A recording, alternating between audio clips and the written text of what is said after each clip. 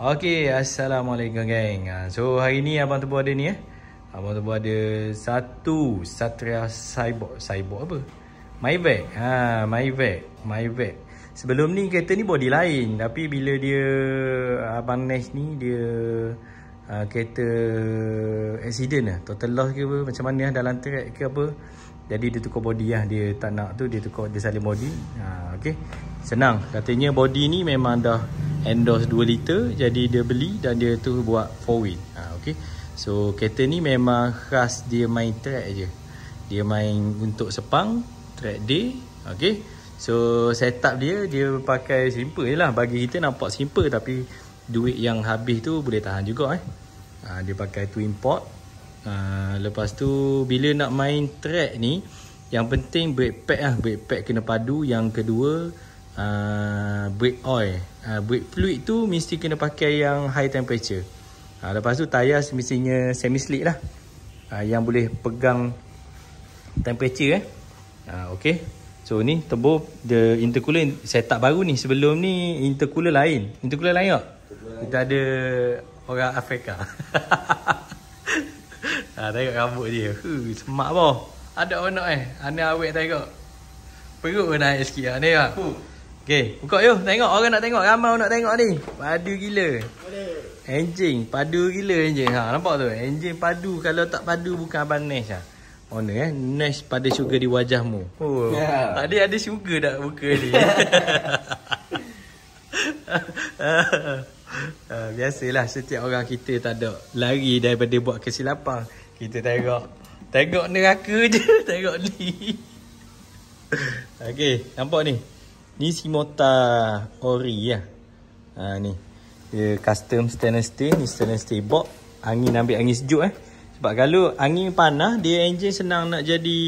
Bila air temp pun tinggi, engine dia akan knocking, dia akan detonation. Okay.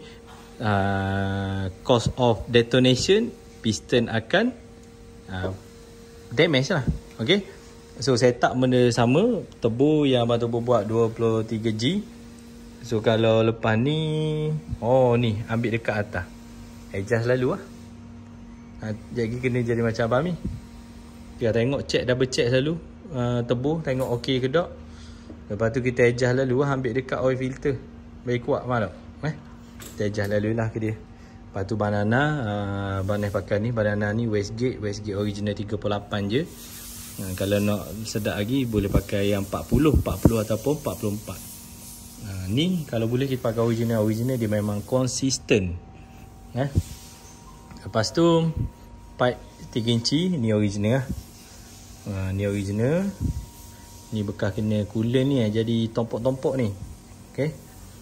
Lepas tu intake standard Evo Super 90. Ada Super 90. Injector nampak. Fuel injector klinik. Ni zaman-zaman beam machine dulu zaman-zaman Abashal Billah. Kalau Abashal Billah ni mesti terbelahak dia ni. Okay, Abashal Billah. Geng-geng ni pakai masa dulu ni. Masa tu abang Tebu tak main kereta lagi. Kita main congek motor waktu tu. Okay.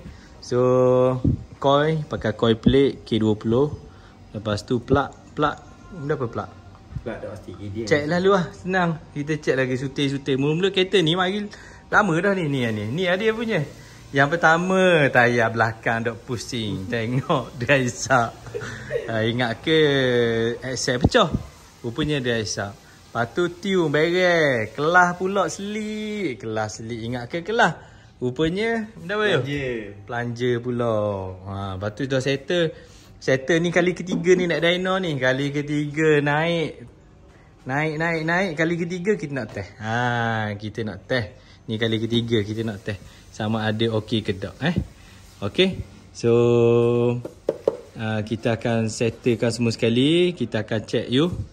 Kita sekejap lagi kita akan buat ni lah perubahan ya. Okey.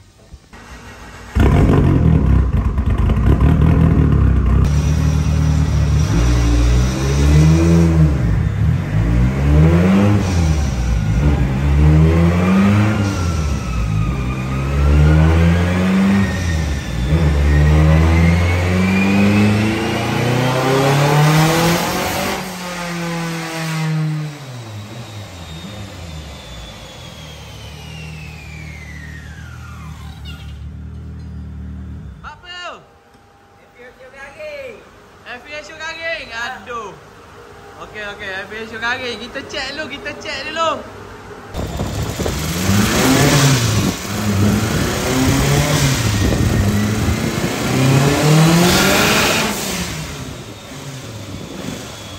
Aku kata dah, nak dengar degil. Regulator ni kali ketiga. Regulator desak cabut. Kenapa lagi? Desak cabut. Lepas tu kelas leak. Aduh. Ni mesti you punya pasal. Mana you 3 kali naik Reno tak jadi ni ayo. Mana you? Ada you. Ayo. Tahu? Gerak aku.